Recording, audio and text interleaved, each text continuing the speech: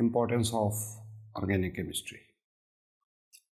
हमने ये बात की थी कि ऑर्गेनिक कंपाउंड जो हैं उनकी तादाद बहुत ज़्यादा है, और हमने ये भी कहा था कि we are living in the society of organic chemistry.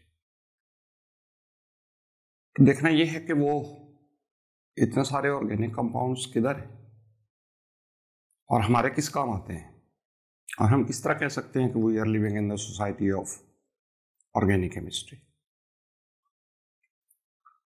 सबसे पहली बात यह है, याद रखिए, लिविंग ऑर्गेनिजम्स जिसमें एनिमल्स और प्लांट्स दोनों इंक्लूडेड हैं, इनकी बॉडीज में होने वाले जितने केमिकल रिएक्शंस हैं ऑल इन्वॉल्व्स ऑर्गेनिक कंपाउंड्स।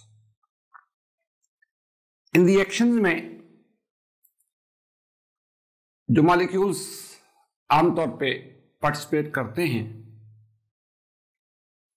वो है carbohydrates, proteins, lipids, enzymes and nucleic acids,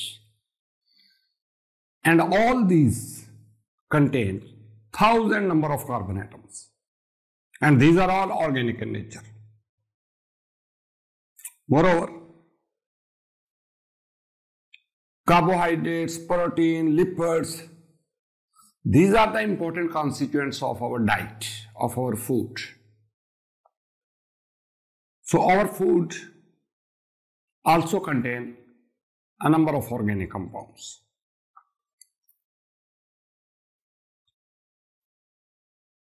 आपको अगर एक ही चीज बता दी जाए तो आपको अंदाजा हो जाएगा कि ऑर्गेनिक कंपाउंड्स किस तरह हमें घेरे हुए हैं। आप देखें बेटे, फार्मास्यूटिकल इंडस्ट्री, अद्वियात, medicines, there are so number of medicines, उनकी तादाद देखें मिलियंस में है, मार्केटें भरी हुई हैं मेडिसिन से, जिसमें कुछ एंटीबायोटिक्स हैं, पेन किलर्स हैं, एंटी एलर्जी हैं, and many more. All are organic compounds except some of them which are inorganic salts. चंदे को छोड़ के जो इनऑर्गेनिक सॉल्ट है, बाकी सब ऑर्गेनिक कंपाउंड्स हैं। इसी से आप अंदाजा लगा लीजिए कि ऑर्गेनिक कंपाउंड्स की तादाद कितनी है। सिर्फ एलोपैथिक मेडिसिन नहीं, होम्योपैथिक मेडिसिन जितनी भी हैं, हर्बल मेडिसिन जितनी भी हैं, वो भी तो ऑर्गेनिक इन नेचर है, वो भी सब ऑर्गेनिक कंपाउंड्स हैं। इसके अलावा वक्त गुजरने के साथ साथ साइंटिस्ट जो हैं वो लर्न कर चुके हैं कि किस तरह प्लास्टिक्स प्रिपेयर किया जा सकता है, किस तरह सिंथेटिक रबड़ प्रिपेयर की जा सकती है, किस तरह आर्टिफिशियल फाइबर प्रोड्यूस किया जाता है। और बेटे ये सारे ऑर्गेनिक कंपाउंड्स। प्लास्टिक्स, अब प्लास्टिक को ही ले लें हम, इसने दो चीजों को हमारी लाइफ से बड़ी तेजी से आउट किया है।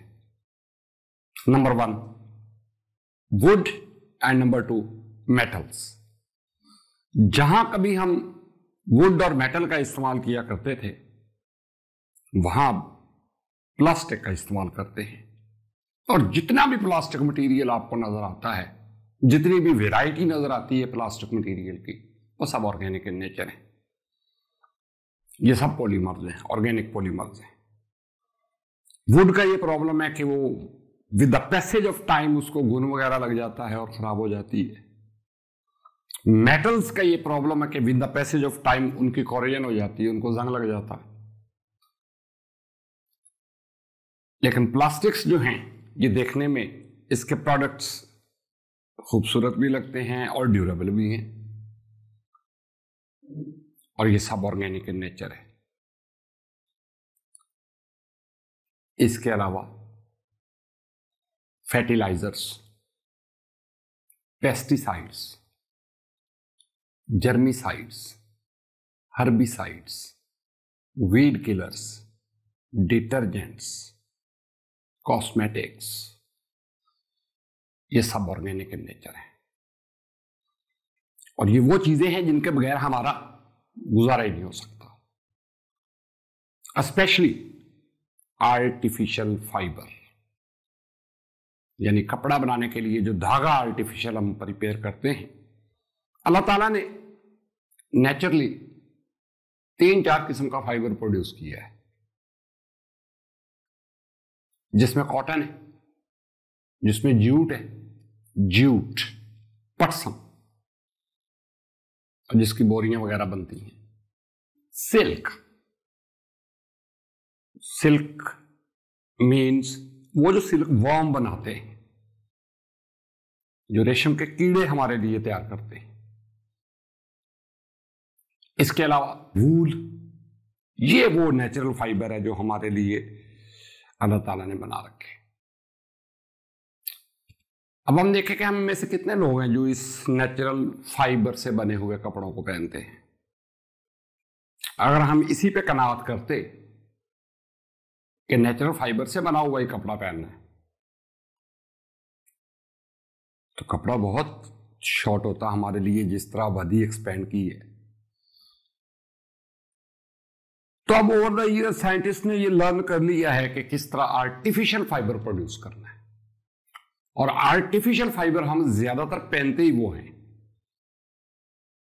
जिसको गर्मियों में कॉटन से ब्लेंड कर दिया जाता है, विंटर में वूल से ब्लेंड कर दिया जाता है, और ज्यादातर अगर हम देखें तो ये ऑर्गेनिक कंपाउंड्स हैं और पॉलिएस्टर्स हैं। तो यहां भी ऑर्गेनिक कंपाउंड्स हैं। इन तमाम बातों से पता चलता है ऑर्गेनिक केमिस्ट्री की इंपॉर्टेंस का, और हमें पता चलता है कि ऑर्गेनिक कंपाउंड्स तादाद में इतने ज्यादा क्यों हैं।